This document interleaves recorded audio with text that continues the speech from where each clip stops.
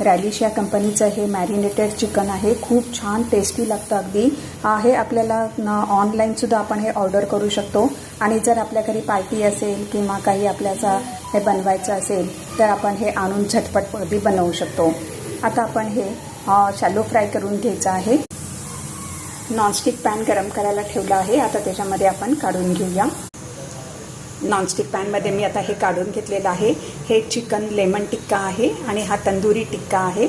आता आपण ह्याच्यावरती झाकण ठेवायचं आहे आणि 12 ते 15 मिनटं मंद विस्तवावरती आपण हे फ्राय करून घ्यायचं आहे. अधूनमधून आपण झाकण काढून हे उलटपलट करून घ्यायचं आहे.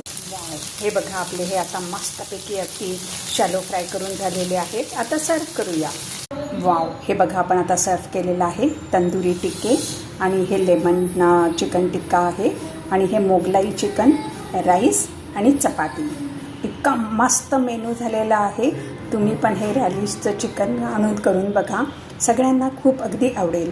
जर आपल्याला रॉयल शेफ सुजाता हे चॅनल आवडले तर सबस्क्राईब करायला विसरू नका. यापुढे सुद्धा आपण अशा छान छान रेसिपीज बघूया. धन्यवाद.